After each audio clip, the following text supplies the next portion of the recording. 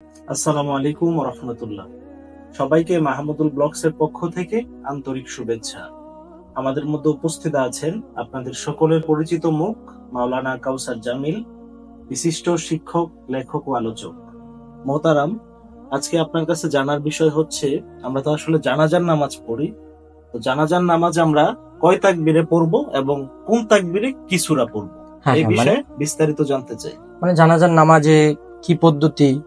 তাকবীরের পর দেখা যায় অনেকে তাকবীরের মধ্যে হাত উঠায়, অথচ জানাজার নামাজে তাকবীরে হাত উঠানোর নিয়ম নেই। প্রথম তাকবীরে হাত উঠাতে হবে। দেখা যায় অনেকে দ্বিতীয় তাকবীরে হাত উঠায়, তৃতীয় তাকবীরেও হাত উঠায়, অর্থাৎ জানাজার নামাজকে ঈদের নামাজ বানিয়ে ফেলে। যার কারণে আপনার প্রশ্ন হচ্ছে যে জানাজার নামাজ কিভাবে পড়তে হবে, এই সম্পূর্ণ পদ্ধতিটা যেন বুঝিয়ে দেওয়া হয়। জানাজার নামাজের পদ্ধতিটা হচ্ছে, আমরা প্রথম তাকবীর দিব হাত উঠিয়ে, তাকবীর দিয়ে হাতটা বাঁধবো, আল্লাহু আকবার। বাঁধার পর এখন সানা পড়বো, সুবহানাকাল্লাহুম্মা ওয়া বিহামদিকা ওয়া তাবারাকা ইসমুকা ওয়া তাআলা জাদ্দুকা ওয়া জাল্লা সানাউকা ওয়া লা ইলাহা গায়রুক। এরপর আরো একটা তাকবীর হবে।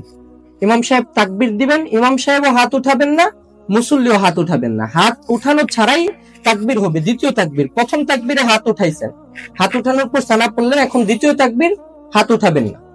হাত না উঠিয়ে আবার বিসমিল্লাহ বলে দুরূদ শরীফে চলে যাবেন। অর্থাৎ নামাজের মধ্যে যে দুরূদ শরীফটা আমরা পড়ি বৈঠকে বসে, দুরূদ ইব্রাহিম, আল্লাহুম্মা সাল্লি আলা মুহাম্মাদ ওয়া আলা আলি মুহাম্মাদ কামা সাল্লাইতা আলা ইব্রাহিম ওয়া আলা আলি ইব্রাহিম ইন্নাকা হামিদুম মাজিদ, আল্লাহুম্মা বারিক আলা মুহাম্মাদ ওয়া আলা আলি মুহাম্মাদ কামা বারাকতা আলা ইব্রাহিম ওয়া আলা আলি ইব্রাহিম ইন্নাকা হামিদুম মাজিদ।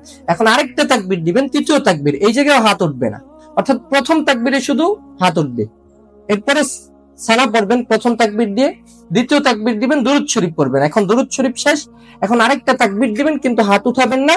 এবার বিসমিল্লাহ পড়ে দোয়া পড়বেন, আল্লাহুম্মা গফিরলি হাইয়িনা ওয়া মাইয়িতিনা ওয়া শাহিদিনা ওয়া গায়িবিনা ওয়া সগীরিনা ওয়া কাবীরিনা ওয়া যাকারিনা ওয়া উনসানা, আল্লাহুম্মা মান আহইয়াতাহু মিন্না ফাআহইহি আলাল ইসলাম ওয়া মান তাওয়াফফাইতাহু মিন্না ফাতাওয়াফফাহু আলাল ঈমান।